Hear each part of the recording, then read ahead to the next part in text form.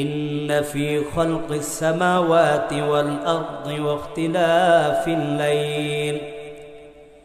واختلاف الليل والنهار لآيات لأولي الألباب الذين يذكرون الله قياما وقعودا وعلى جنوبهم ويتفكرون في خلق السماوات والأرض ربنا ما خلقت هذا باطلا سبحانك فقنا عذاب النار আল্লাহ বলেন নিশ্চয়ই আসমান জমিনের সৃষ্টির মধ্যে ওয়াখতিলাফিল লাইলি ওয়ান নাহার রাত এবং দিনের বিবর্তনের মধ্যে লাআয়াতিন লিউলিল আলবাব জ্ঞানীদের জন্য নিদর্শন রয়েছে। আল্লাহ বলেন জ্ঞানী কারা? কাদেরকে আল্লাহ জ্ঞানী বললেন? আসমান জমিন সৃষ্টির মধ্যে এবং রাত দিনের বিবর্তন, রাত গেলে দিন আসে, দিন গেলে রাত আসে, এই যে বিবর্তনের মধ্যে আল্লাহ জানায়া দিলেন জ্ঞানী যারা হবে তাদের জন্য নিদর্শন রয়েছে। আল্লাহ জানায়া দেয় জ্ঞানীদের পরিচয়, আল্লাযীনা ইয়াযকুরুনাল্লাহা কিয়ামা, যে মানুষগুলো দাঁড়ায়া দাঁড়ায়া আল্লাহর জিকির করে। আপনাদের চরহাটবাড়ি পূর্বপাড়া জামে মসজিদে দাঁড়ায়া দাঁড়ায়া ইবাদত করা হয় কি হয় না? আপনারা যখন দাঁড়ায়া হাঁটেন, জমিনের মধ্যে হাঁটার সময় লা ইলাহা ইল্লাল্লাহর একটা জিকির আছে না নাই?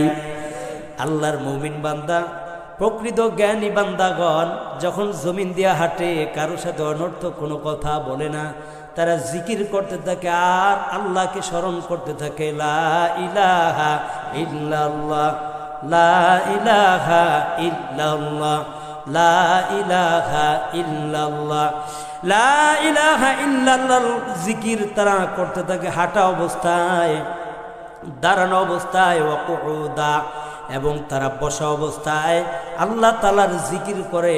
এখানে যে আমি যে আলোচনা করছি আপনারা শুনছেন, এই শোনাটা আপনাদের একটা ইবাদত, কারণ বসে বসে আপনারা শুনছেন।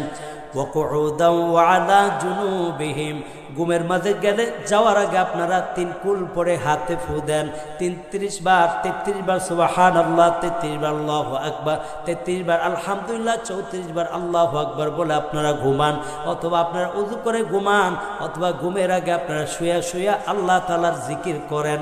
এরকম মুমিন আছে না নাই? আল্লাহ বলেন জ্ঞানীদের পরিচয় দিলেন। 1 নম্বর, জ্ঞানীরা দাঁড়ায় দাঁড়ায় আল্লাহ তাআলার জিকির করে। 2 নম্বর, তারা বসে বসে আল্লাহর জিকির করে। 3 নম্বর, শুয়ে শুয়ে তারা আল্লাহর জিকির করে। শুধু তাই না, ওয়াতাফাক্কারুনা ফি খালকিস সামাওয়াতি ওয়াল আরদ, আসমান জমিন সৃষ্টির ব্যাপারে তারা চিন্তা করে আর বলে, রব্বানা মা খালাকতা হাযা বাতিলা, আয় আল্লাহ, আপনি এই যে এগুলোকে অনর্থক সৃষ্টি করেন নাই, আপনি কোনো জিনিসকে অনর্থক সৃষ্টি করেন নাই, সব আমাদের উপকারের জন্য। গরু আমাদের উপকারের জন্য, মুরগিও আমাদের উপকারের জন্য, হাঁসকে আল্লাহ সৃষ্টি করলেন আমাদের উপকারের জন্য, জমিনকে আল্লাহ সৃষ্টি করলেন আমাদের উপকারের জন্য। আমরা ফসল বনে খাই, কথা বলেন ঠিক কিনা? পৃথিবীর মধ্যে এমন কোনো জিনিস নেই আল্লাহ তাআলা অনর্থক সৃষ্টি করেছেন। বৃক্ষ যাই দেখেন আপনাকে ছায়া দিচ্ছে, ফল দিচ্ছে, কথা বলেন ঠিক কিনা? আল্লাহ তাআলা যেদিকে তাকান কোনো কিছু অনর্থক সৃষ্টি করেন নাই। আল্লাহ বলেন রব্বানা মা খালাকতা হাযা বাতিলা, আমার মুমিন জ্ঞানী বান্দারা তারা এই কথাটা বলে, আল্লাহ দুনিয়ার মধ্যে যা সৃষ্টি করেছেন আপনি কোনো কিছু অনর্থক সৃষ্টি করেন নাই। এবার মুমিন বান্দা আল্লাহর কাছে একটু দোয়া করতে থাকে, আল্লাহকে একটু ফার্ম দিয়েছে, ফার্ম দিয়ে এখন বলতেছে সুবহানাকা, আল্লাহ আপনি পবিত্র, ওয়াকফাকিনা আযাবান নার, আমি আপনার কাছে জাহান্নাম থেকে চিরতরে মুক্তি চাই। আল্লাহর ফার্ম দিছি, রব্বানা মা খালাকতা হাযা বাতিলা। সূরাতুল ফাতিহা আমরা সকলেই জানি, প্রথম 4টি আয়াত তিনটি আয়াতের মতো আল্লাহকে আমরা ফান দিতেছি। আলহামদুলিল্লাহ রব্বিল আলামিন, বিশ্বজগতের প্রশংসা, বিশ্বজগতের রব আল্লাহ, সকল প্রশংসা আল্লাহর জন্য। আর রহমানির রহিম, যিনি অসীম দয়ালু, পরম করুণাময়, অসীম দয়ালু, মালিক ইয়াউমিদ্দিন, যিনি বিচার দিবসের মালিক। ইয়্যাকা না'বুদু ওয়া ইয়্যাকা নাস্তাঈন, আমরা বলছি আল্লাহ আপনার ইবাদত করে আপনার কাছেই তো আমরা সাহায্য চাই। এবার গিয়ে আল্লাহর কাছে একটু দোয়া আবদার করছি, আল্লাহুম্মা ইহদিনাস সিরাতাল মুস্তাকিম, মানে নামাজে তো পড়ি ইহদিনাস সিরাতাল মুস্তাকিম, আয় আল্লাহ আপনি আমাদেরকে সরল সঠিক বন্দান করেন। গায়রিস সিরাতাল্লাযিনা আন'আমতা আলাইহিম, তাদের পথ যাদেরকে আপনি পুরস্কৃত করেছেন, কাদেরকে আপনি পুরস্কৃত করেছেন। ওয়া মাইয়ুতি'আল্লাহা ওয়ার রাসূলা, অর্থাৎ আল্লাহ তাআলা পুরস্কৃত করেছেন নবীদেরকে 2 নম্বর, শুহাদা শহীদদেরকে 3 নম্বর, সিদ্দিকিন 4 নম্বর, সালেহিন। এই 4 জনকে আল্লাহ তাআলা 4 শ্রেণীর মানুষদেরকে পুরস্কৃত করেছেন। আমরা সূরা ফাতিহার মাধ্যমে আল্লাহর কাছে আমরা ওই তাদের মতো পুরস্কার পাওয়ার জন্য দোয়া করতেছি। ইহদিনাস সিরাতাল মুস্তাকিম সিরাতাল্লাযিনা আন'আমতা আলাইহিম গায়রিল মাগদুবি আলাইহিম ওয়ালাদ-দাল্লিন। আয় আল্লাহ, গাজ্জাদের উপর আপনি গজব দিয়েছেন, ইহুদি খ্রিস্টানদেরকে আপনি গজব দিয়েছেন, ধ্বংসপ্রাপ্ত করেছেন। এদের মতো আপনি আমাদেরকে পথভ্রষ্ট করে দিয়েন না। আপনি আমাদেরকে নবীওয়ালা পথ দেন, কিন্তু নবীর পথে আমাদেরকে পরিচালিত করেন। সিদ্দিকিন বানান, শুহাদা বানান, সালেহিন বানান। আমরা এই দোয়াটা সূরা ফাতিহার মধ্যে দৈনিক করতেছি। এই জন্য একাকী যখন থাকবেন, আল্লাহুম্মা ইহদিনাস সিরাতাল মুস্তাকিম সিরাতাল্লাযিনা আন'আমতা আলাইহিম গায়রিল মাগদুবি আলাইহিম ওয়ালাদ-দাল্লিন, এইটা একটা দোয়া, সূরা ফাতিহা একটা দোয়া। এই জন্য বলছে যদি পেটে ব্যথা হয়, পরিবারের বাচ্চা অসুস্থ হয়েছে, তো তুমি সূরা ফাতিহা 3 বার কমের পক্ষে, আর সর্বোচ্চ 7 বার ফু দিয়ে, পানিতে ফু দিয়ে বাচ্চাকে খাওয়াও। আল্লাহর উপর পূর্ণ ভরসা রাখো, এই সূরা ফাতিহার উসিলায় আল্লাহ তাআলা তোমার সন্তানকে পরিপূর্ণ সুস্থ করে দিবে। শুধু সন্তান না, আমরাও আমাদের যে কোনো অসুবিধায় যদি সূরা ফাতিহা বিশ্বাস রেখে যদি 7 বার আপনি সূরা ফাতিহা পরে পানিতে ফু দিয়ে খান, আপনার যে কোনো কঠিন রোগ আল্লাহ তাআলা ভালো করে দিতে পারেন।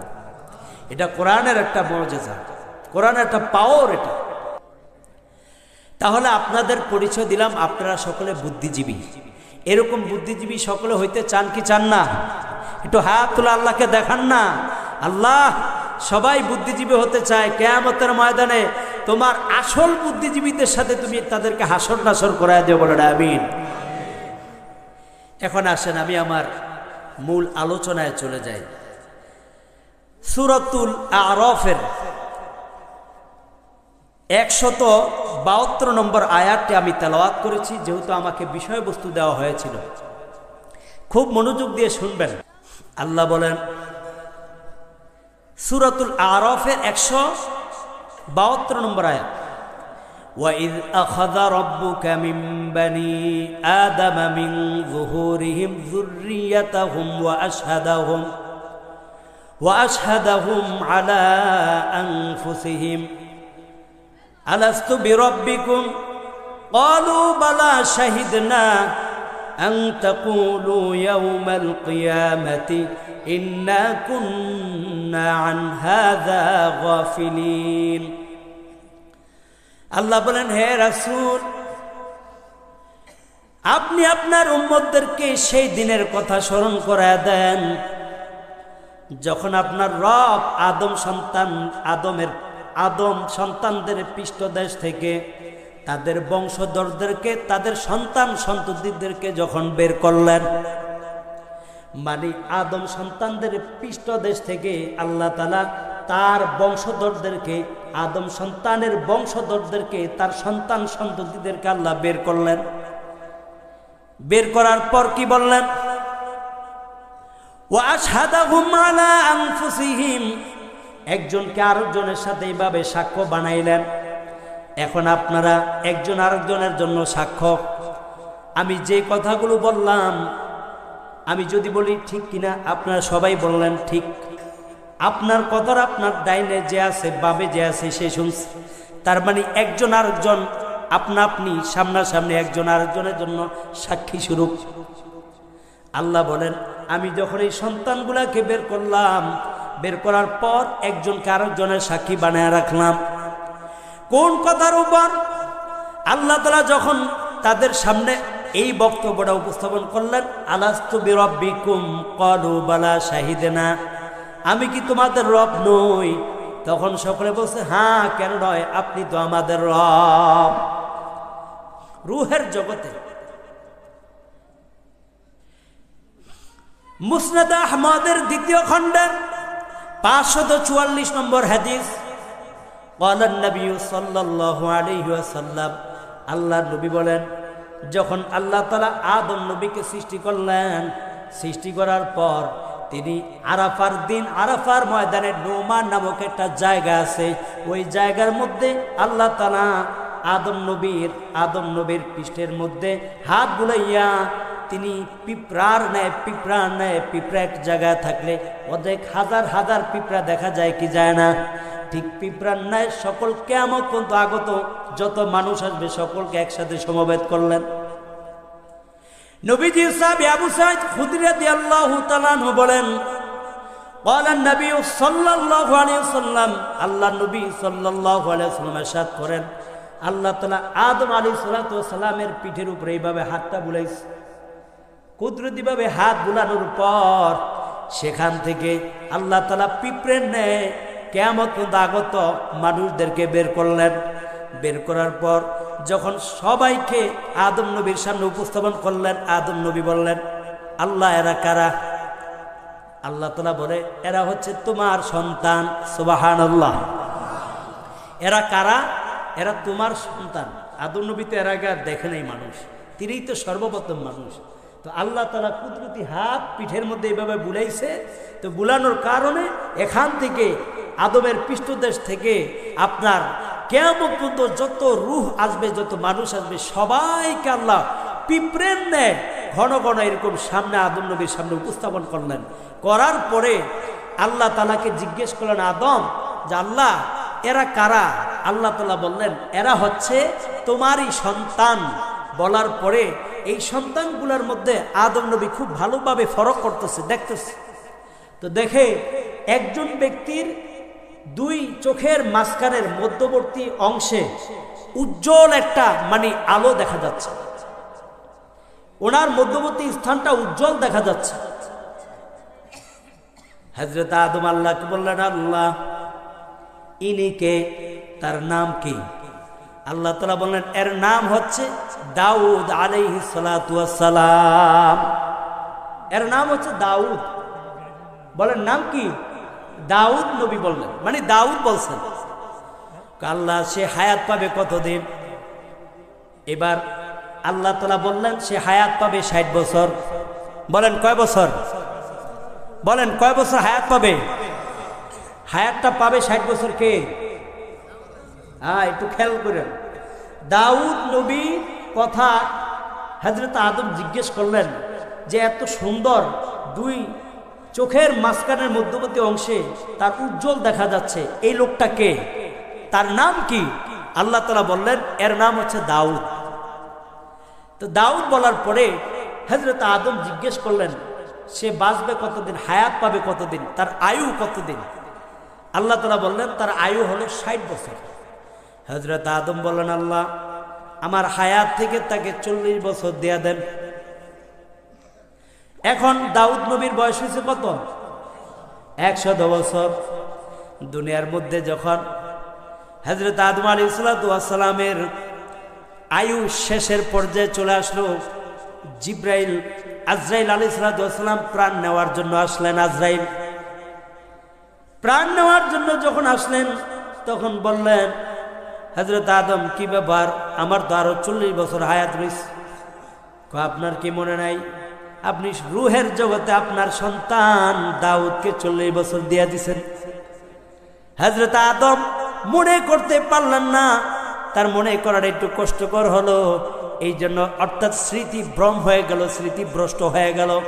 ওখান থেকে আজকে কিয়ামত পর্যন্ত যত আদম সন্তান আসবে, তারা বেশি দিন একটা জিনিস মনে রাখতে পারবে না, স্মৃতিভ্রম হয়ে যাবে। ভুলে যাই, আমরা মনে রাখতে পারি না, কারণ আমাদের বাবা ভুলে গেছে, আল্লাহ নির্দেশ করেছেন ওয়ালা তাকরাবা হাযিহি শাজারাতা ফাতাকুনা মিনাল যালিমিন। আদম জান্নাতের মধ্যে যেথায় ইচ্ছা সেথায় যাও, তবে নিষিদ্ধ গাছটার কাছে যাইতে পারবা না। আল্লাহ নিষেধ করে দিছে, কিন্তু আদম নবী ভুলে গেছে। নিষেধ আল্লাহ যে নিষেধ করছে এটা ভুলে গেছে, তারপরে তো যা হওয়ার হয়েছে। তো ওই ভুলে যাওয়ার কারণে আমরা আদমের সন্তান, আমরাও ভুলে যাই। বয়স হওয়ার পরে অনেক কিছু মনে রাখতে পারি না, কি বলেন? বয়স হওয়ার পরে অনেক কিছু মনে রাখতে পারি না। ওই যে আমাদের বাবা আদম নবী বয়সকালে যখন ওনার এন্তেকাল হবে, তখন উনি বললেন আমার তো 40 বছর আরো আছে। তো বললেন আপনি না 40 বছর দিয়ে দিচ্ছেন আপনার সন্তান দাউদকে। এটা হচ্ছে এক বর্ণনায়। আরেক বর্ণনার নবীজির সাহাবী হযরত আবু দারদা রাদিয়াল্লাহু তাআলা আনহু, তিনি তিরমিজির সূত্রে বর্ণনা করেন, قال النبي صلى الله عليه وسلم, আল্লাহর নবী ইরশাদ করেছেন, আল্লাহ তাআলা আদম নবীর ডান হাতে ডান কাঁধের মধ্যে, ওটা তো ডান কাঁধের মধ্যে আল্লাহ তাআলা কুদরতি হাত রাখছে। ডান কাঁধের পিঠে হাত রাখার কারণে এখান থেকে কিছু সংখ্যক মানুষ বের হয়েছে, পিঁপড়ার আকারে বের হয়েছে। মানুষগুলা ছিল বড় উজ্জ্বল সুদর্শন, সুবহানাল্লাহ, বড় উজ্জ্বল সুদর্শন চেহারার অধিকারী মানুষগুলো যখন বের হলো, আবার বাম দিক থেকে আল্লাহ তাআলা আবার আদম নবীর বাম কাঁধের উপরে এইভাবে হাত রাখলেন, কুদরতি হাত রাখার পর কুৎসিত চেহারার কিছু মানুষ পিঁপড়ার আকারে আদম নবীর সামনে বের হলো। ডাইনের যে সুন্দর সুদর্শন চেহারার মানুষগুলো আল্লাহ তাআলা পরিচয় করে দিলেন, আদম এই মানুষগুলো হলো জান্নাতি মানুষ, সুবহানাল্লাহ। এই যে সুদর্শন চেহারার অধিকারী মানুষগুলা তোমার সন্তানেরাও জান্নাতি।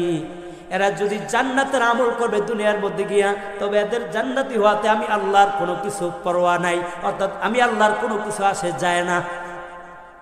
মানে আমরা জান্নাতি হওয়াতে যে আল্লাহর লাভ হয়েছে বা আল্লাহর লাভ হচ্ছে, বিষয়টা এমন না। লাভ কার বলেন? লাভ কার? জান্নাতি হইলে লাভটা কার? আমাদের। আবার বামের যে মানুষগুলো কুৎসিত চেহারার অধিকারী, হযরত আদমকে বললেন, আদম এই মানুষগুলো হলো তোমার জাহান্নামী মানুষ, মানে তোমার জাহান্নামী সন্তান। নাউজুবিল্লাহ বলেন, জাহান্নামী সন্তান। এই জন্য আল্লাহ রাসূল যখন মেরাজের রাতে প্রথম আসমানে গিয়েছিলেন, হযরত আদম আলাইহিস সালাতু ওয়াস সালামকে দেখেন বসে আছেন, সালাম দিলেন, আসসালামু আলাইকুম ইয়া আবিহি, হে আমার আব্বা। কারণ আব্বা না, কেমন আছেন? সালাম দিলেন। তা আছি আলহামদুলিল্লাহ ভালো।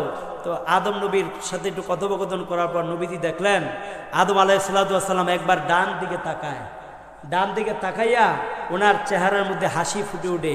আরেকবার তিনি বাম দিকে তাকান, বাম দিকে তাকানোর পর দেখে উনি কান্না করে দিচ্ছেন। জিজ্ঞেস করার পর তিনি বললেন, হযরতে জিব্রাইলকে জিজ্ঞেস করলেন, জিব্রাইল বললেন যে আদম নবী ডান দিকে তাকাইয়া তার জান্নাতি সন্তানদেরকে দেখিয়া তিনি হেসে দেন, সুবহানাল্লাহ, তিনি হেসে দেন। আর বাম দিকে যখন জাহান্নামী সন্তানদেরকে দেখে তিনি কান্না করে দেন। তাহলে দেখেন যে আমাদের মধ্যে তখনই আল্লাহ তাআলা ফারাক করে দিচ্ছে কে জাহান্নামী হবে, কে জান্নাতি হবে। এখন আপনি যদি মনে করেন আমল করি, আমি আমল করতে থাকি আর মানুষকে জাহান্নামী বলিয়া অল্পতে একটু মানে পান থেকে চুন খসলে আমরা রেগে যাই না? তো রেগে যাওয়ার পর আমরা বলি তুই জাহান্নামী, তুই কাফের, এই সব বলার কারণে বলা যায় না যে আসলে আল্লাহ তাআলা আমাকেই না জানি জাহান্নামী হিসাবে কবুল করে। নাউজুবিল্লাহ। এই জাহান্নামী বলি আমরা কাউকে ঘৃণাও করব না, জাহান্নামী বলিয়াও আমরা এই ধরনের আমরা আঙ্গুল দিয়ে ইশারাও করব না, এটা বলার অধিকার আল্লাহ আমাদেরকে দেয় নাই। কারণ এমনও দেখা গেছে হাদিসের মধ্যে আসছে, যখন মানুষ সৃষ্টি করার পর আল্লাহ তাআলা তার রিজিক, তার হায়াত কতদিন, তার রিজিক কতদিন, সে কোন বালা মুসিবতের মধ্যে আপতিত হবে, সব আল্লাহ তাআলা লিপিবদ্ধ করে দিয়েছেন। এখন এই মানুষটা দুনিয়াতে আসার পরে একজন মানুষ শুরু অবস্থায় কোনো নেক আমল করে না, নামাজ পড়ে না, রোজা রাখে না, কিচ্ছু করে না, কিন্তু শেষ বয়সে দেখা যায় সে একটা বুঝ গ্রহণ করছে, এখন সে আমল ধরছে, নামাজ ধরছে, রোজা ধরছে, ধরে আল্লাহ তাআলা তাকে জান্নাতি মৃত্যু নসিব করে দিয়েছে। আবার একটা মানুষ শুরুতে একদম খুব ধর্মের উপর ভালো চলতে চলতে চলতে এক পর্যায়ে গিয়া কাদিয়ানির দাওয়াত পাওয়া গেছে। আছে না নাই? আছে না নাই? আপনাদের সরষাবাড়ি এদিকে নাই? সারা জীবন প্রকৃত মুসলমানের পথে চলতে চলতে কোরআন মাইনা চলছে, ইমাম মাইনা চলছে, আপনাদের মাদ্রাসা মসজিদে যা যখন যা ওয়াজ মসজিদ করেন সব চলছে, কিন্তু কিছু হাদিয়ার লোভে, কিছু অর্থের লোভে শেষ বয়সে তারা কাদিয়ানিতে নাম দিয়েছে। কথা বলেন ঠিক কিনা? কাদিয়ানিতে নাম দেওয়ার দ্বারা সে কি তার জান্নাতটাকে হারাইলো না জাহান্নাম? সে জান্নাতটাকে হারাইয়া জাহান্নামটা গ্রহণ করে নিল। সকলে বলেন নাউজুবিল্লাহ। এমন মানুষ আমাদের মধ্যে আছে যা আমরা শুরু দিয়ে ইবাদত করতে করতে শেষ পর্যায়ে ওই জাহান্নামী যে আমাদের তকদির লেখা ছিল, এই জন্য এমন কিছু আমল আল্লাহ করায় যার দ্বারা আমরা জাহান্নামী হইয়া দুনিয়া থেকে বিদায় নিতে হয়। বলেন নাউজুবিল্লাহ। আরো আস্তে কোন নাউজুবিল্লাহ, আস্তেই কইলেন, সবাই একটু জোরে বলেন না নাউজুবিল্লাহ। নাউজুবিল্লাহ শব্দের অর্থ কি? আল্লাহ আপনার কাছ থেকে আমরা পানাহ চাই, আমরা জাহান্নামী হতে চাই না, আমরা জাহান্নামী হতে চাই কেউ, এর জন্য আল্লাহর কাছে পানাহ চাই। নাউজুবিল্লাহ, যেমন আমরা বলি না আউযু বিল্লাহি মিনাশ শাইতানির রাজিম, আয় আল্লাহ বিতাড়িত শয়তান থেকে আপনার কাছে পানাহ চাই। আউযু নাউযু, আউযু মানে আমি আর নাউযু মানে আমরা। নাউযু বিল্লাহ মানে আল্লাহর কাছে আমরা পানাহ চাই। সব ক্ষেত্রে বলবেন নাউযুবিল্লাহ, আল্লাহ এই আযাব থেকে আমি পানাহ চাই, এই শয়তানের ধোঁকা থেকে আমি পানাহ চাই। নাউযুবিল্লাহ, শয়তানের ধোঁকা থেকে বাঁচার জন্য বেশি বেশি আউযু বিল্লাহি মিনাশ শাইতানির রাজিম, এটা বেশি বেশি পড়তে থাকবেন, তাহলে শয়তান আপনাকে ঈমান থেকে বিচ্যুত করতে পারবে না। বেশি বেশি যদি আপনি আউযু বিল্লাহি মিনাশ শাইতানির রাজিম পড়তে থাকেন। আপনার রাগ, স্ত্রীর সাথে কথোপকথনে রাগ উঠে গেছে, পরিবারে রাগ উঠে গেছে, পাড়া প্রতিবেশীর সাথে আপনার রাগ উঠে গেছে, এখন মুখ আপনার গালিগালাজের দিকে যেতে পারে, ঈমান নষ্ট হয়ে যেতে পারে, আপনি সাথে সাথে আউযু বিল্লাহি মিনাশ শাইতানির রাজিম আপনি পড়ে নেন, সাথে সাথে শয়তান আপনার থেকে বিতাড়িত হয়ে যাবে। আল্লাহ তাআলা আপনাকে বিতাড়িত শয়তান থেকে আশ্রয় দান করবেন। সুবহানাল্লাহ। তাহলে আমরা বলছিলাম হযরতে আদম আলাইহিস সালাতু ওয়াস সালাম তিনি তার সন্তানদেরকে যখন সামনে দেখলেন, হাজার হাজার কোটি কোটি সন্তান, কিয়ামত পর্যন্ত যত সন্তান আসবে সবাইকে সামনে দেখলেন। দেখার পরে আল্লাহ এবার সকলের থেকে একটা সাক্ষী নিলেন, একে অপরকে সাক্ষী বানাইলেন। একে অপরকে সাক্ষী বানাইয়া বললেন আলাস্তু বিরব্বিকুম, আমি কি তোমাদের রব নই? আমি কি তোমাদের প্রভু নই? আমি কি তোমাদের পালন কর্তা নই? তখন আমরা বললাম সকলে ক্বালু বালা, হ্যাঁ শাহিদনা, আমরা সাক্ষ্য দিচ্ছি আল্লাহ আপনি আমাদের রব। বলেন আমাদের রব কে? আমাদের রব কে? আল্লাহ আমাদের রব। এই কথাটা আমরা সব সময় বলি, এই জন্য একটা গজলে আছে, আল্লাহ আমার রব, এই রবি আমার সব। আল্লাহ আমার রব, এই রবি আমার সব। দমে দমে তনু মনে তারি অনুভব, দমে দমে তনু মনে মানে নিঃশ্বাসে নিঃশ্বাসে, তনু মনে, আমার তনু মানে আমার হচ্ছে দেহ, আর মন মানে আমার মনে। আমি নিঃশ্বাসে নিঃশ্বাসে আমার দেহে এবং আমার অন্তরে আমি অনুভব করি কাকে? আমি অনুভব করি কাকে? এই জন্য সবাই একটু বলি আল্লাহ আমার রব, এই রবি আমার সব। আল্লাহ আমার রব, এই রবি আমার সব।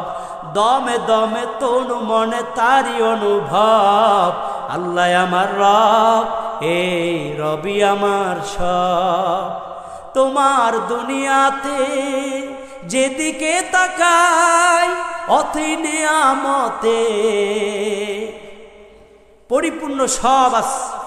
যেখানেই তাকাই, যেদিকেই তাকাই আমরা, সেদিকেই কার নিয়ামত দ্বারা পরিপূর্ণ? আল্লাহ সব নিয়ামত দিয়েছেন কাদের জন্য? আমাদের জন্য। কাদের জন্য? আমাদের জন্য। তাহলে আল্লাহ আমাদের সব, আল্লাহ আমাদের রব, আল্লাহ আমাদের সব। এই যে আলাস্তু বিরব্বিকুম, সেদিন আমরা বললাম হ্যাঁ আল্লাহ আপনি আমাদের রব। এর দ্বারা আল্লাহ কেন এই রব সাক্ষ্য নিলেন? আল্লাহ জানায় দেয় আন তাকুলু ইয়াউমাল কিয়ামাতি ইন্না কুন্না আন হাযা গাফিলিন। আল্লাহ তাআলা জানায় দিলেন, এ বান্দা, কিয়ামতের ময়দানে যেন এই কথা বলতে না পারো, আল্লাহ আমরা তো গাফিল ছিলাম, আমরা জানতাম না যে আপনি আমাদের রব। কিন্তু রব জানার পরও রুহের জগতে রব সাক্ষ্য দিয়ে আইছে, রুহের জগতে রব আমরা সাক্ষ্য দিয়ে আসছি। আসার পরে কি করলাম? জমিনের মধ্যে আসার পর আমরা আল্লাহর সাথে শিরক সাব্যস্ত করলাম, ওখানে সাক্ষ্য দিলাম আল্লাহ আপনি আমাদের রব, আর কেউ রব নাই, আপনার সাথে কেউ শরিক নাই। দুনিয়ার মধ্যে আসার পর আমরা আল্লাহর সাথে শরিক করি, আছে না নাই? আল্লাহ বলেন আও তাকুলু ইন্নামা আশরাকা আবাউনা মিন ক্বাবলু ওয়া কুন্না যুররিয়াতাম মিন বাদিহিম।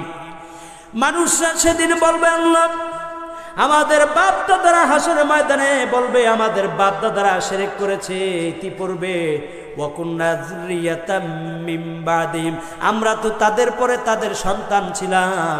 আপনার সাথে যে শিরক আমাদের বাপ দাদারা করছে, আফাতুহলিকুনা বিমা ফাআলাল মুবতিলুন, আমাদের বাপ দাদারা যা করছে তার কারণে কি আপনি আমাদেরকে ধ্বংস করবেন, শাস্তি দিবেন? কিয়ামতের ময়দানে কি বলবে?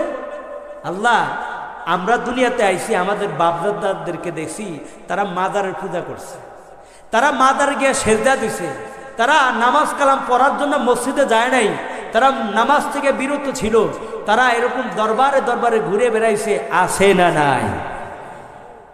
আর মুশরিকরা বলবে আল্লাহ আমাদের বাপ দাদারা মূর্তির পূজা করেছে, তারা আপনার সাথে শিরক করেছে, আমরা তো এটা তাদের দেখা দেখায়, আমরা তাদেরকে দেখে দেখে আমরাও সেই ধর্ম অনুসরণ করেছি, কিন্তু তাদের এই বাতিল ধর্ম গ্রহণ করার কারণে তারা যে আমাদেরকে পথভ্রষ্ট করে দিয়েছে, এখন তাদের কারণে কি আপনি আমাদেরকে শাস্তি দিবেন? আল্লাহ তাআলা আপনাদেরকে বা মানুষদেরকে কি একটা বিবেক দেয় নাই? বিবেক দিয়েছি কিনা বলেন? আল্লাহ আমাদেরকে জ্ঞান দিয়েছে কিনা? ভালো মন্দি মানে আমরা গরমটাও বুঝি, ঠান্ডাটাও বুঝি, গরমটাও বুঝি, ঠান্ডাটাও বুঝি, শীতও বুঝি, সবই বুঝি, কিন্তু ওই বাজারের থেকে পণ্য কেনার সময় ভালোটা বুঝি, মন্দটাও বুঝি, সব কিছু বুঝি, কোনটা আগুন কোনটা পানি এটাও বুঝি, কিন্তু আল্লাহর সাথে যে শিরক করা হচ্ছে সেটা আমরা বুঝি না। সেদিন পার হওয়ার জন্য বাবা মার উপরে চাপায়া দিবে, ওনারা মুশরিক ছিল, ওনারা আমাদেরকে এই ধর্মের মধ্যে লালন পালন করছে, কিছু তো করার নাই, আল্লাহ এর কারণে কি আপনি আমাদেরকেও ধ্বংস করবেন?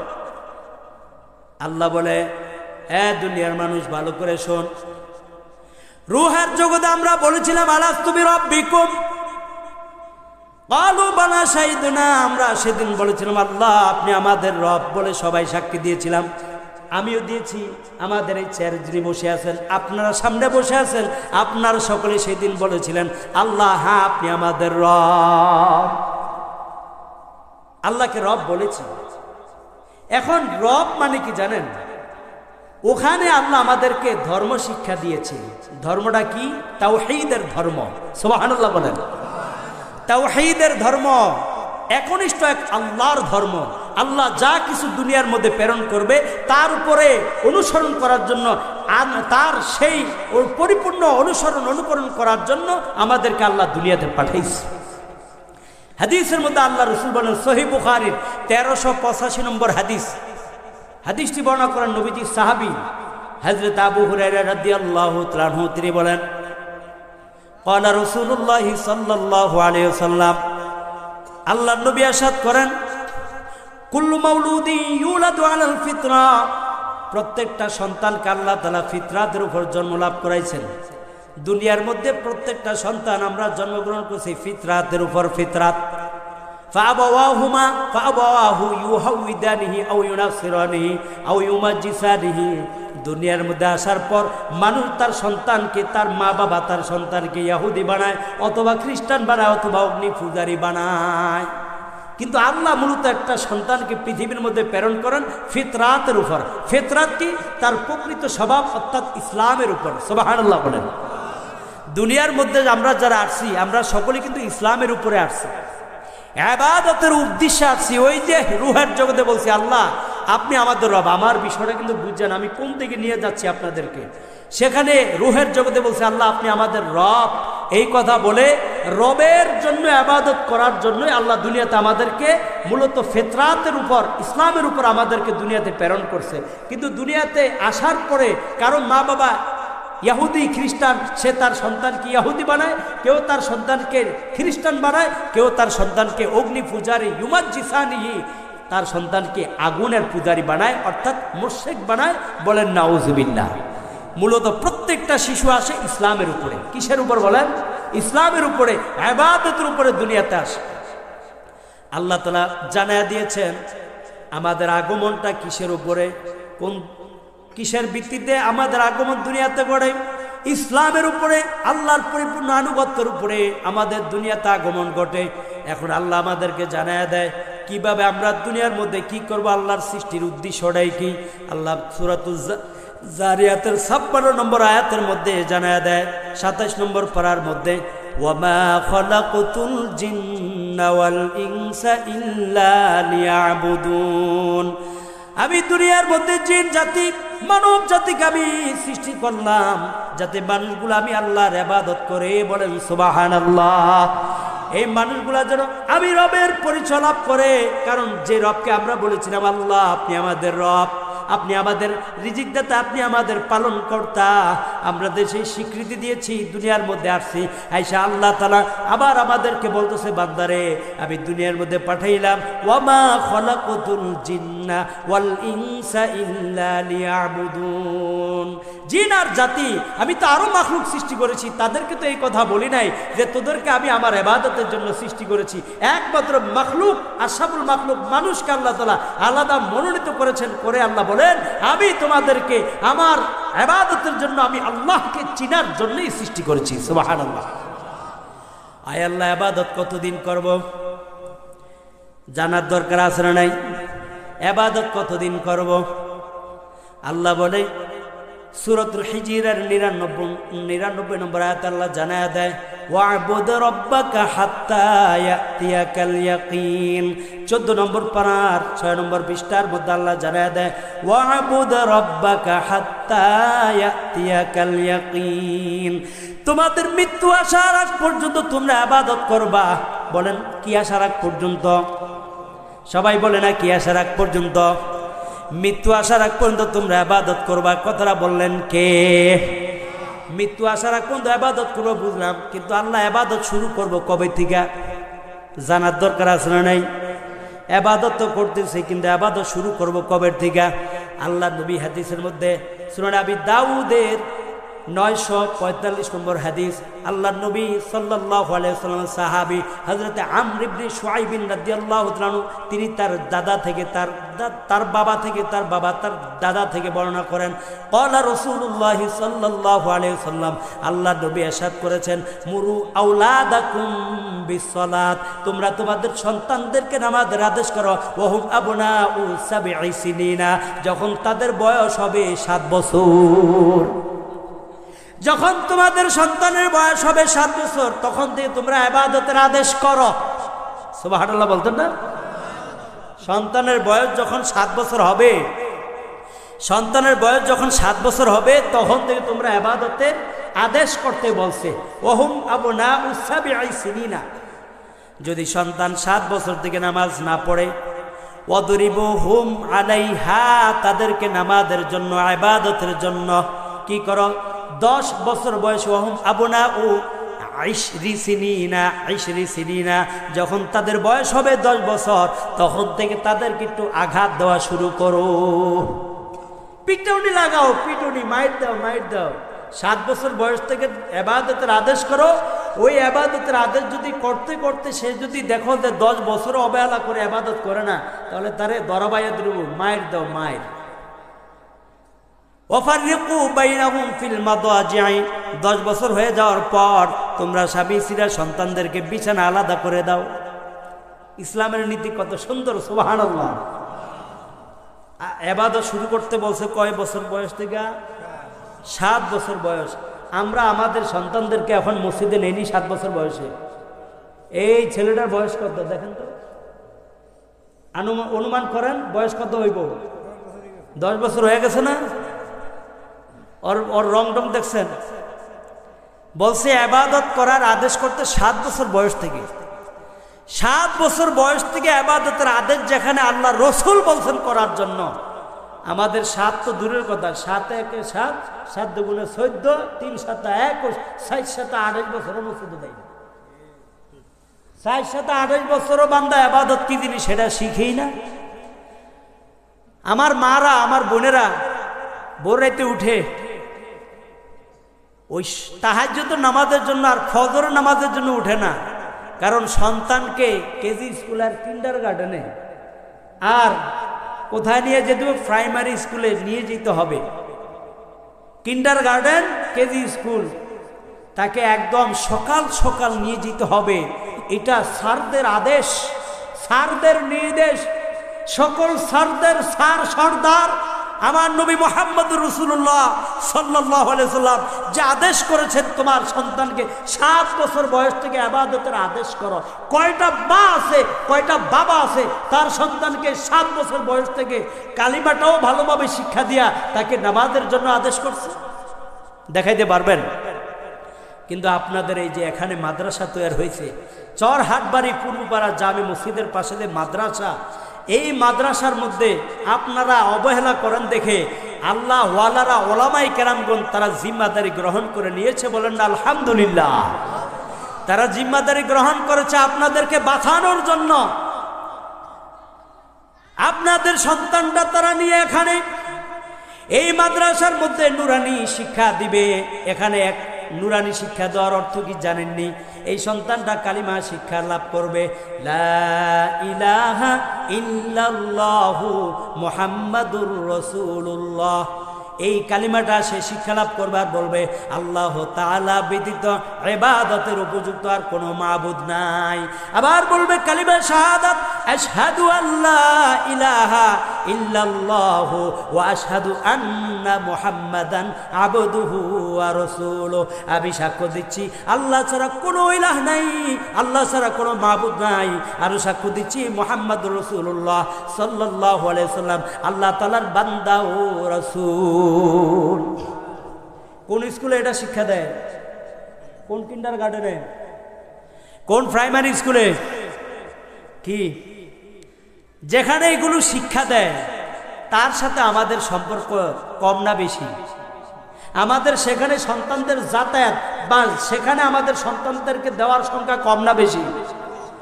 আমরা মুসলমানের ঘরে আসছি, চিন্তা করছি নবী আদেশ করছে 7 বছর বয়স থেকে নামাজের আদেশ দাও। এই ছেলের বসো বসো বসো, কই যাও তোমরা? ঘুমাইছো পরে? এখানেই ঘুমায় যাইবা, তোমাদের জন্য নসিহত আছে। 7 বছর বয়স থেকে, 7 বছর বয়স থেকে বলেন আমাদের মসজিদে শিশু বাচ্চারা যদি 7 বছর একটা শিশু বাচ্চা যায়, আমরা বড়রা কি করি? একসাথে খিচ্চা দাঁড়াই আর ওদেরকে পিছনে ফেলে দিই। ওরা পিছনে কি করবে? দুষ্টামি ছাড়া তো আর কিছু করবে না। আমার পাশে দাঁড়ায় যদি আমি তাকে আমি কি করছি, কিভাবে নামাজ পড়ছি, আমার সন্তানরা যদি শিক্ষা লাভ করে তাহলে এটা অর্জনটা একটা অর্জন না? সে দেখছে আমার হুজুর বা আমার বাবা, আমার চাচা, আমার এলাকার পাড়া প্রতিবেশী কীভাবে নামাজ পড়ছে, সে সুন্দরভাবে নামাজটা শিখবে। আমরা তাদেরকে পিছনে তাড়াইয়া দেই। বাচ্চা মসজিদে আসলে আমরা সহ্যই করতে পারি না, কথা বলে ঠিক কিনা? মসজিদের পরিবেশ নষ্ট করবে, এই মসজিদে সমস্যা করবে, বাচ্চারা চিল্লাচিল্লি করে। আপনি যায়েন মদিনার মসজিদে, সেই আমি গিয়েছিলাম আপনার মদিনার মসজিদে গিয়ে দেখি আল্লাহ ছোট ছোট বাচ্চারা দৌড়াদৌড়ি করছে। তারপরে আপনার ওহুদের যুদ্ধে ওহুদের ময়দানে একটা মসজিদ আছে, বড় মসজিদ, হ্যাঁ, কবরস্থানের পাশেই। এই মসজিদের মধ্যে বাচ্চাদেরকে আমি ডাকি, আমার ডাক শুনবে কি? সবাই দেখে এখানে মনে হয় যেন কি কয় দৌড় চাপে একটা গোল্লা খেলা আছে না, এটা খেলতেছে। মদিনার শিশু সন্তানরা কত চমৎকার লাগে দেখতে। আমাদের তো নিষেধ আসে নাই। 7 বছর বয়স থেকে একটা সন্তানকে নামাজের আদেশ করে, আপনি মুরব্বী ঘরের মধ্যে নামাজের আদেশ করে আপনি এখানে মসজিদে এসে নামাজ পড়লেন। আপনি সন্তানকে গিয়ে তার জিজ্ঞাসাও করলেন না যে বাবা তুমি কি নামাজ পড়ছো? ও যদি জিজ্ঞাসাও করেন, সে বলবে বাবা নামাজ কি জিনিস, নামাজ কেমনে পড়ো আমি তো জানি না, এবাদত কি জিনিস আমি তো বুঝি না।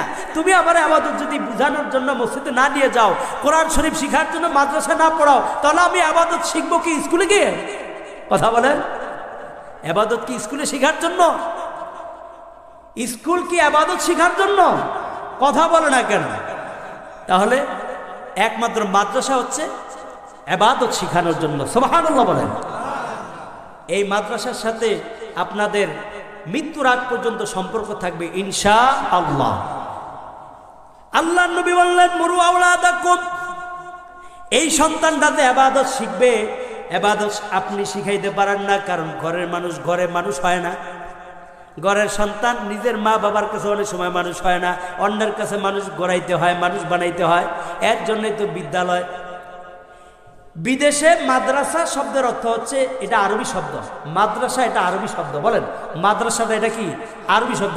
স্কুল এটা হচ্ছে ইংরেজি শব্দ, কিন্তু এটা বাংলা অর্থ কি? বাংলাতে কি বলা? বিদ্যাপীঠ নাকি বিদ্যালয়?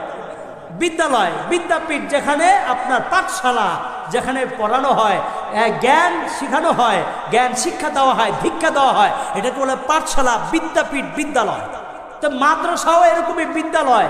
এটাকে আরবিতে বলার কারণে মাদ্রাসা আমরা ব্যবহার করছি।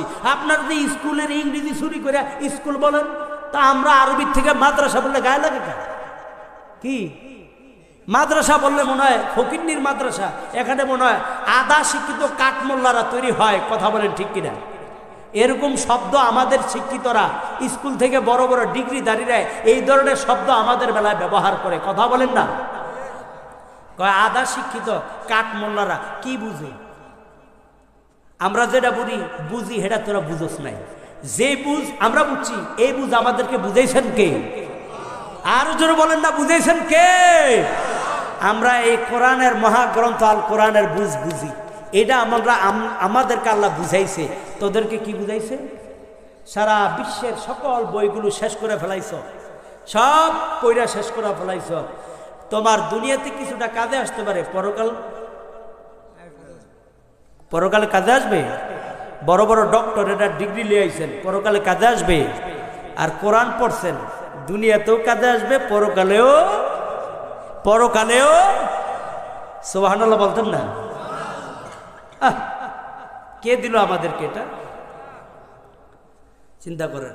তা আল্লাহ আমাদেরকে দুনিয়াতে পাঠাইছে ইবাদতের জন্য। ইবাদত করব কতদিন তাও জানলাম, মৃত্যুর আগ পর্যন্ত। আল্লাহ শুরু করব কবে? নবী বলে দিয়েছেন শুরু করবা 7 বছর বয়স থেকে। 10 বছর বয়স থেকে পিটুনি লাগাও, মায়ের দাও তাকে, মায়ের। কেন? আজকে যে যুবকটাকে আপনি সন্তানকে বলেন, এই তুই নামাজ পড়ছ না কেন, মসজিদে নামাজ পড়, এই কথা কেন আপনাকে বলা লাগবে? কই একটা আলেমকে তো বলতে হয় না? আপনারই ভাতিজা আলেম হয়েছে, সে সবার আগে মসজিদে আপনাকে ডেকে ডেকে যায়, আসেন না চাচা মসজিদে আসেন। সুবহানাল্লাহ।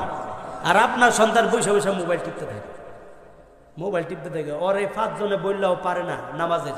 ওর একটা কারণ, আপনি 7 বছর বয়স থেকে তাকে নামাজের প্র্যাকটিস করেন নাই। যেখানে নামাজ শিক্ষা দেওয়া হয়, ইবাদত শিক্ষা দেওয়া হয়, সেখানে আপনি পাঠান নাই। আপনি 10 বছর বয়সে নামাজ না পড়ার কোনো আঘাত করেন নাই। এই জন্য সে লাইফ পেয়ে গেছে, সে ইবাদত থেকে দূরে সরতে এখন এত দূরে সরে গেছে, আটলান্টিক মহাসাগর পার হয়ে গেছে। এই ক্ষতিটা করলো কে? সন্তান নিজে না মা বাবা? বলছে মুরু আওলাদাকুম, তোমরা তোমাদের সন্তানদেরকে নামাজের আদেশ করো, ইবাদতের আদেশ করো। আপনি আপনার সন্তানের ইবাদতের গুরুত্ব দেন নাই। এই ইবাদত শিক্ষা দেওয়ার জন্য মাদ্রাসার দরকার আছে না নাই? এখন আপনাদের সন্তান কি ওই বড় বড় স্কুল যেখানে আছে ওখানেই পাঠাইয়া আল্লাহর ওলি বানাইবেন, না মাদ্রাসায় পড়ে আল্লাহর ওলি বানাইবেন? স্কুলে আল্লাহর ওলি হইলে তো আলহামদুলিল্লাহ সুন্দর ছিল। স্কুলের শিক্ষাকে তো আমরা ধিক্কার দিচ্ছি না, কিন্তু সেখানে যা যা কিছু শেখানো হয় আপনারা তো দেখেন। 2টা পর্যন্ত 3টা পর্যন্ত ক্লাস হয়। জোহরের নামাজটা পড়ছে কিনা কোনো স্যার জিজ্ঞাসাও করে না। কিরে জোহরের নামাজ বাধ্যতামূলক, মাদ্রাসা জোহরের নামাজ বাধ্যতামূলক। মাদ্রাসা পড়ে তো এই জন্যই নামাজ যেন 5 ওয়াক্ত ঠিক থাকে, কোরআন যেন 5 ওয়াক্ত ঠিক থাকে, তার আল্লাহর সাথে যেন সম্পর্কটা ঠিক থাকে, পরকাল যেন তার সুন্দর হয়ে যায়, নাজাতের উসিলা যেন এটা হয়ে যায়, পরকালের জন্য মুক্তি পেয়েছে, জান্নাতের মেহমান হয়ে যায়। আর আমরা আমাদের সন্তান দেখেছি তো, আমার বাসার সামনে স্কুল আছে, 2টা বেজে যায়, এক একজনের অবস্থা এক এক রকম, নামাজের ধারে কাছে নাই। মারা, আমার মা বাবারা তাদের সন্তানদেরকে দুনিয়াতে আল্লাহ তাআলা কি শিক্ষা দেওয়ার জন্য দুনিয়াতে পাঠাইলো, আর তারা কি শিক্ষা দিচ্ছে? এই জন্য আল্লাহ পাক রব্বুল আলামিন আমাদেরকে কোরআনুল কারীম দিলেন। এই কোরআনুল কারীম আল্লাহ তাআলা আমাদেরকে দিয়েছেন কার মাধ্যমে? কার মাধ্যমে? আরে নবীজি সাল্লাল্লাহু আলাইহি ওয়াসাল্লামের মাধ্যমে কোরআন দিয়েছে। কারণ আপনাকে আমাকে এখন কোরআন অনুযায়ী জীবন চলতে হবে, আরো তো ইবাদত সম্পর্কে জানতে হবে নাকি? নামাজ জানতে হলে আমাকে কোরআন লাগবে কি লাগবে না? আমার নামাজ শুদ্ধ করার জন্য কোরআন দরকার আছে না নাই? কোরআনের মধ্যে সূরা আছে না নাই? এই কোরআনের সূরাগুলো শুদ্ধ করে তো আমাকে নামাজ পড়তে হবে। নামাজের আদেশ যে করবো, আমি তো আমার সন্তানকে কোরআন শিখাইতে হবে। কোরআন শেখানোর জন্যই তো এই মাদ্রাসা। হযরত ইব্রাহিম আলাইহিস সালাম আল্লাহ নবী দুনিয়াতে আসার ৩৫০০ বছর পূর্বে আল্লাহর কাছে দোয়া করেছিলেন।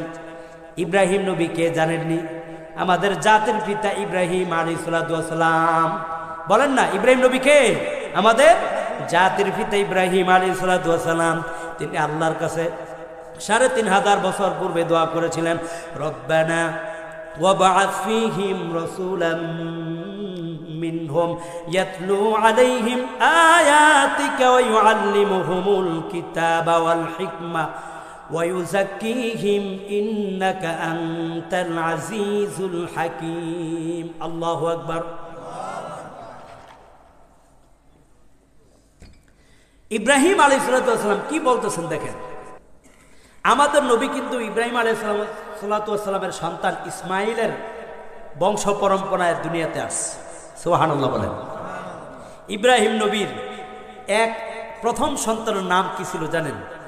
হযরত ইসমাইল। ইব্রাহিম নবীর প্রথম সন্তানের নাম কি? ইসমাইল। এই ইসমাইল আলাইহিস সালামের মাধ্যমে আল্লাহর নবী হযরত ইব্রাহিম দোয়া করলেন, রব্বানা ওয়াবআথ ফীহিম রাসূলাম মিনহুম, আয় আল্লাহ আপনি তাদের মাঝে তাদের মধ্য থেকে একজন রসুল প্রেরণ করেন, রসুল পাঠান। ইয়াতলু আলাইহিম আয়াতিকা, যিনি তাদেরকে আপনার কোরআন শিক্ষা দিবেন, আয়াত শিক্ষা দিবেন। ১ নম্বর কাজ। ২ নম্বর কাজ ওয়া ইউআল্লিমুহুমুল কিতাব। ২ নম্বর তারা অর্থাৎ ওই নবী তাদেরকে তার উম্মতদেরকে কি দিবে? কিতাব শিক্ষা দিবে। কিতাবের নাম কি বলেন? ৩ নম্বর বললেন ওয়াল হিকমাতা, জ্ঞান প্রজ্ঞা শিক্ষা দিবে। ৪ নম্বর বললেন ওয়া ইউযাক্কিহিম, তাদেরকে পবিত্র করবে। তারা তো গুনাহ করবে, গুনাহ থেকে তাদেরকে আত্মশুদ্ধি লাভ করাবে, পবিত্র করবে। এই ৪টা কাজ আমাদের মাদ্রাসায় হয় কি হয় না? মাদ্রাসার মধ্যে তাদেরকে আল্লাহ তাআলার আয়াতের শিক্ষা দেওয়া হয়, আল্লাহ তাআলার আয়াত তেলাওয়াত করা হয়। ২ নম্বর তাদেরকে কিতাব শিক্ষা দেওয়া হয়। ৩ নম্বর তাদেরকে হিকমত জ্ঞান প্রজ্ঞা শিক্ষা দেওয়া হয়। ৪ নম্বর বললেন তাদেরকে আত্মশুদ্ধিও সেখানে শিক্ষা দেওয়া হয়। এই জন্য মাদ্রাসার ছাত্র তো বাহিরে গেলে কোনো পরনারীর দিকে এমনি তাকায়া থাকে না। কি বলেন? কারোটা ধুইরা খায় না, না কয়া তারা কারোটা খায়, না বলিয়া কারোটা খায়, কাউকে আঘাত করে, কাউকে টর্চার করে, অর্থাৎ কাউকে যদি মনে করেন আপনার এরকমভাবে যদি টর্চার, যে টর্চারটা আমরা বিভিন্ন বিশ্ববিদ্যালয়গুলোতে দেখতে পেয়েছি, আহিরে আল্লাহ কি পরিমাণ টর্চার, হক স্টিক সব কিছু তাদের কাছে থাকে। মাদ্রাসার ছাত্রদের কাছে কি আছে দেখাইতে পারবেন? মাদ্রাসার ছাত্ররা মানুষকে হাত দিয়া কষ্ট দিবে না, পা দিয়েও কষ্ট দিবে না, জবান দিয়েও কষ্ট দিবে না। সুবহানাল্লাহ বলেন। কারণ তারা এই কোরআনে কারীমের শিক্ষা সেখানে পায়, 4টা বিষয়ের শিক্ষা পায়। ১ নম্বরে তাদেরকে সেখানে এই কোরআনে কারীম যে আল্লাহ নাজিল করলেন, এখানে তাদেরকে আল্লাহ কি শিক্ষা দিচ্ছেন? তার তেলাওয়াত। ২ নম্বরে তার কিতাব। ৩ নম্বরে জ্ঞান প্রজ্ঞা। ৪ নম্বরে হিকমত অর্থাৎ আত্মশুদ্ধি শিক্ষা দেওয়া হচ্ছে। এখন এই যে শিক্ষাটা, এই যে কোরআনে কারীমের মাধ্যমে যে শিক্ষাটা দেয়, ইব্রাহিম নবীর এটা দোয়া ছিল। ইব্রাহিম নবী দোয়া করেছেন ৩৫০০ বছর আগে। আল্লাহ তাআলা ইব্রাহিম নবীর দোয়া কবুল করলেন ৩৫০০ বছর পরে। বলেন সুবহানাল্লাহ। আমাদের নবীজিকে পাঠাইলেন ঘোরতর আইয়ামে জাহিলিয়াতের যুগে, আমরা সবাই জানি। নবীজি আসার পরে ৪০ বছর যখন হলো, ৪০ বছর বয়সে আল্লাহ রসুলকে নবুয়ত দান করলেন। কে? নবুয়ত দান করলেন মানে নবীজি সাল্লাল্লাহু আলাইহি সাল্লাম কিছুদিন যাবৎ একটু স্বপ্ন দেখতেছিলেন, যে স্বপ্নগুলো ভোরের আলোর না স্পষ্ট হচ্ছিল। আল্লাহ নবী তখন চিন্তা করলেন আমাকে একটু নির্জনে ইবাদত করতে হবে। তিনি নিজেকে পছন্দ করে নিলেন নির্জনে ইবাদত করার জন্য। তো নির্জনে ইবাদত কোথায় করবেন? গারে হেরা, হেরা পর্বতের মধ্যে আল্লাহ রসুল চলে গেলেন। আমি মনে হয় ডিসেম্বর মাসে গারে হেরা পর্বতে উঠছি। আল্লাহু আকবার, মনে হয় 4000 মিটার হবে। এত উপরে কয়েকবার আমি নিঃশ্বাস নিয়ে নিয়ে তারপরে পানি খেয়ে খেয়ে আমাকে উঠতে হয়েছে। আল্লাহ রসুল যেখানে মোরাকাবা করতেন, যেখানে কোরআন নাযিল হয়েছে, সেই জায়গাটা আমি 2 রাকাত নামাজও পড়েছি। অনেক মানুষ সেখানে যায়। তো দেখেন কত কষ্ট। এখন তো সুবিধা করে দিয়েছে গারে হেরা উঠার জন্য, সিঁড়ির মতো একটু ধরনীও দিয়েছে। তখন তো ধরনী ছিল না। আমার রসুল কিভাবে উঠতেন, আম্মা জান খাদিজা কিভাবে সেখানে গিয়া খাবার নিয়ে পৌঁছায় দিতেন। কত কষ্ট আমার নবী কোরআনের জন্য করেছেন। সেখানে নবী কয়েকদিন ইবাদত অর্থাৎ কয়েকদিন মোরাকাবায় আছেন। হঠাৎ করে ফাজা আহুল মালাকু, জিব্রাইল ফেরেশতা সেখানে আসলেন। আসার পর আল্লাহ নবীকে বললেন, ক্বালা ইকরা, আপনি পড়েন। বলতু, আমি বললাম, আনা মা বিকারিন, আমি তো পড়তে জানি না। মা না বিকারিন, আমি তো পড়তে জানি না, কি বলবো তুমি যে আমাকে পড়তে বলতেছো। হযরতে জিব্রাইল ফাখাযানি ফাগাত্তানি, আমার নবী বলতেছে জিব্রাইল আমাকে এইভাবে তার বুকে টেনে নিল। বুকে টেনে নিয়ে এমন জোরে একটা চাপ দিল, হাত্তা বালাগা মিন্নিল জুহদা, কেমন জানি আমার প্রাণটা বের হয়ে যাওয়ার উপক্রম হয়ে গেল। আমাকে এইভাবে চাপ দিয়ে আমাকে তিনি ছেড়ে দিলেন। এরপর আবার জিব্রাইল বললেন দ্বিতীয়বার, আবার প্রস্তাব দিলেন, আপনি পড়েন, ইকরা, আপনি পড়েন। আমি বললাম, মা না বেকরেন, আমি তো পড়তে জানি না। এবার তৃতীয়বার বললেন, আপনি আবার পড়েন। আবার আমাকে সেই জিব্রাইল, আমি দ্বিতীয়বারের মতো আবার কি করলেন, জোরে চাপ দিলেন তার বুকে। জোরে চাপ দিয়ে যেমন কেমন জানি আমার প্রাণটা বের হয়ে যাওয়ার উপক্রম হলো। আমাকে চাপ দিয়ে ছেড়ে দিলেন। তৃতীয়বার আবার আমাকে বুকে জড়ায় নিয়ে আবার আমাকে এইভাবে চাপ দিয়া বললেন, আপনি পড়েন, ইকরা, আপনি পড়েন। আমি বললাম, না, আমি তো পড়তে জানি না। তৃতীয়বার যখন তিনি আমাকে চাপ দিয়ে ছেড়ে দিয়ে দিলেন, এইবার বললেন, ইকরা, আপনি পড়েন। আমি তখন বললাম, আমি কি পড়বো? তখন হযরত জিব্রাইল আমাকে শুনিয়ে দিলেন, আপনি এই সূরা এই আয়াতগুলো পড়েন, অর্থাৎ ইকরা বিসমি রাব্বিকাল্লাযী খলাক, খলাকাল ইনসানা মিন আলাক, ইকরা ওয়া রাব্বুকাল আকরামুল্লাযী আল্লামা বিল কলম, আল্লামাল ইনসানা মা লাম ইয়ালাম। আল্লাহু আকবার।